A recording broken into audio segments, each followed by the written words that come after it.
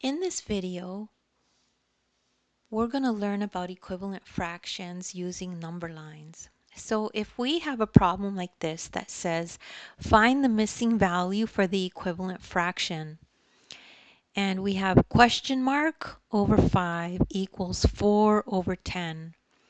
So we know these are equivalent fractions, so we can use a number line to help us figure out the answer. So here's the number line for fifths.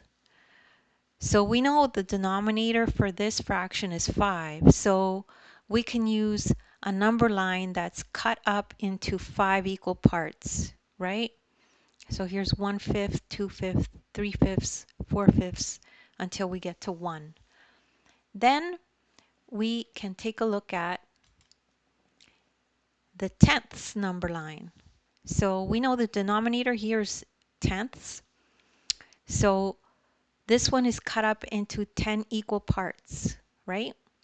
So these line up. So the 0 and the 1 line up. So these are the exact same size. But the insides are just cut up into different parts. So this one is cut up into 10 parts.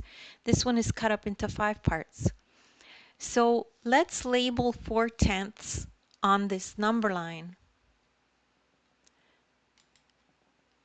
So this number line shows 4/10. See, here's 4/10, here it is. So we just need to find what's the corresponding number, and you just can line them up just like that. And here it is, it's 2/5. So the point that lines up with 4 over 10 is 2 over 5. So we know the missing value is 2. So the answer is 2.